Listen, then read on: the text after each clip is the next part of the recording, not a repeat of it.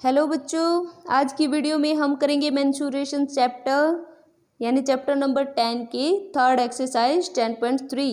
ठीक है, हम देखते हैं फर्स्ट क्वेश्चन। इन्होंने हमें एरिया फाइंड आउट करने के लिए बोला है रेक्टेंगल का। रेक्टेंगल का एरिया क्या होता है? लेंथ इंटू ब्रेड्थ, वो हमें दी हुई है तो हमें इनकी सिर्फ मल्टीप्लाई करनी है। ठीक है, ऐसे हम स्क्वायर का भी फाइंड आउट करेंगे। स्क्वायर का एरिया होता है साइड इंटू साइड, तो ये भी फाइंड आउट करेंगे। ठीक है, देखते हैं अब हम कैसे करेंगे इन क्वेश्चंस को। देखो, जैसे कि मैंने बताया था लेंथ इंटू ब्रेड्थ करेंगे तो वो रेक्टेंगल का एरिया आ जाएगा, वो होता है लेंथ इंटू ब्रेड्थ, ये आपको याद रखना है। ठीक है, तो हमें ऐसे ही सबको मल्टीप्लाई करेंगे तो हमारे पास एरिया आ जाएगा।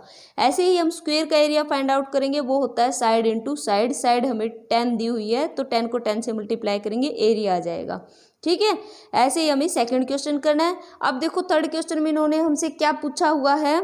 इन्होंने हमें कहा है कि लेंथ और ब्रेड्थ दी हुई है, तो अब हमें इनका एरिया निकालना है। और ये पूछा है कि तीनों पार्ट में से किसका सबसे लार्जेस्ट एरिया होगा और किसका सबसे स्मॉलेस्ट एरिया होगा। ठीक है, तो हमने तीनों के एरिया फाइंड आउट किए। तो देखो सबसे ज़्यादा किसका एरिया आया आपका 56 यानी सी पार्ट का आया, और सबसे कम किसका आया बी पार्ट का। ठीक है, ये ऐसे करना है आपको। अब हम चलते हैं फोर्थ क्वेश्चन पे। इन्होंने हमें एक रेक्टेंगुलर गार्डन दिया हुआ है, उसका हमें लेंथ दी हुई है, ये सिर्फ लेंथ दी हुई है और एरिया दिया हुआ है। अब हमसे पूछा है कि उसकी ब्रेड्थ कैसे आएगी। तो देखो ब्रेड्थ कैसे फाइंड आउट करते हैं। जो एरिया होगा रेक्टेंगल का उसको लेंथ से अगर आप डिवाइड कर दो, L इंटू बी होता है इसका एरिया। अगर आपको लेंथ पता है तो आप लेंथ से डिवाइड कर देना, ब्रेड्थ को एक साइड रखना है। अगर आपको ब्रेड्थ दी हुई तो ब्रेड्थ से डिवाइड कर देना, और लेंथ फाइंड आउट करनी है तो उसको एक तरफ रख के आप ऐसे सोल्व करके इसका आंसर फाइंड आउट कर सकते हो।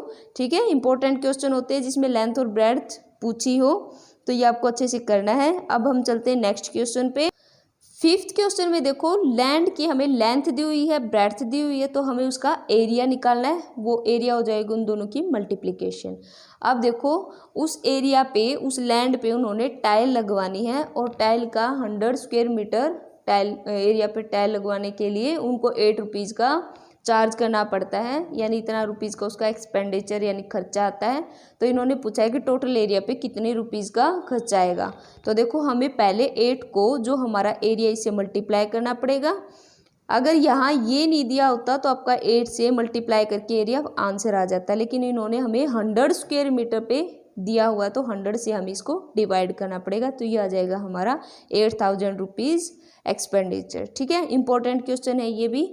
सिक्स क्वेश्चन देखो, हमें लेंथ दी हुई है टेबल की और ब्रेड्थ दी हुई है। देखो अभी ध्यान से देखो, ब्रेड्थ हमें 1 मीटर 50 सेंटीमीटर दिया हुआ है।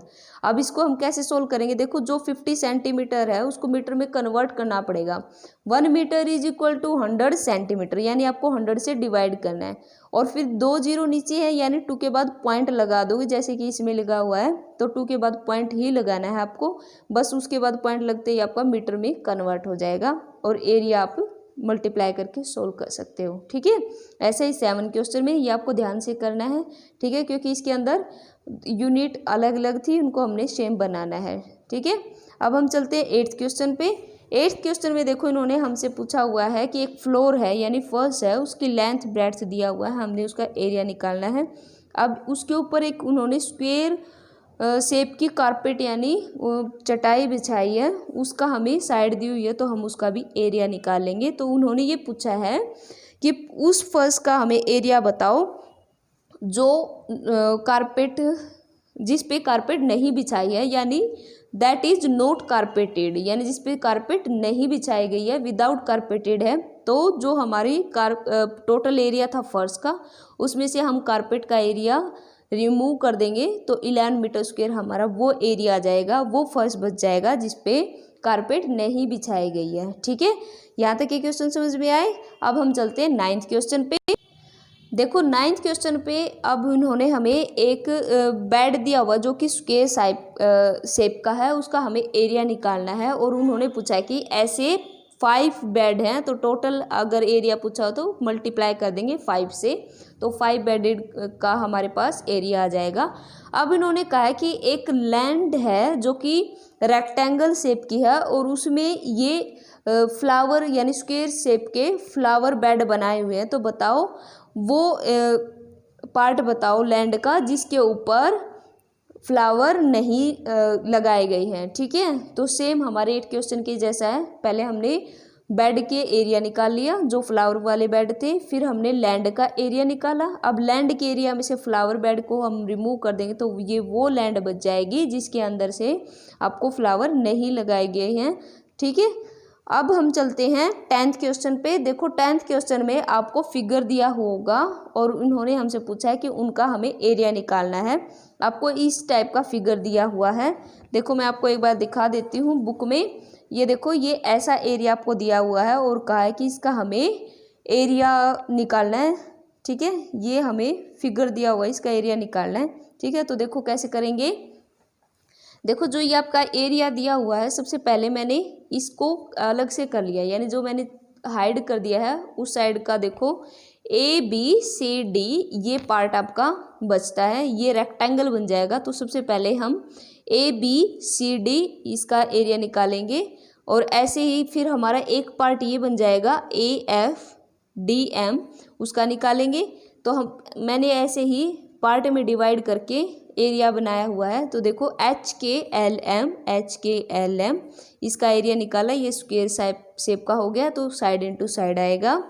IJGH कहाँ IJGH करेंगे तो ये रेक्टेंगल है तो लेंथ इंटू ब्रेड्थ आएगी तो ये इसका एरिया है। तो ऐसे करके मैंने अलग अलग 1 2 3 4 4 के 4 शेप का एरिया निकाल लिया है। तो टोटल इस शेप का एरिया क्या हो जाएगा जब हम इन सबको ऐड कर देंगे। ठीक है, ध्यान से इस फिगर को देखोगे और ये HKLM ये एक फिगर को समझोगे तो आपको ये क्लियर हो जाएगा। ठीक है, अब देखो जैसे ये एक शेप पूछी हुई थी, इसका एरिया क्या है तो सबसे पहले हम ABCD का निकालेंगे, लेंथ इंटू ब्रेड्थ हो जाएगा। इसी तरह हम ये वाले रेक्टेंगल का निकालेंगे और फिर ये वाले रेक्टेंगल का निकालेंगे, तीनों को ऐड कर देंगे तो टोटल एरिया आ जाएगा। ठीक है, अब देखो 11th क्वेश्चन में भी इन्होंने हमसे ऐसे ही पूछा है, 11th को भी हम ऐसे ही सोल्व करेंगे। ठीक है, ये सारे आपके फिगर यानी से आपको फिगर दी हुई होगी और उससे आपको ये सारे एरिया फाइंड आउट करने हैं।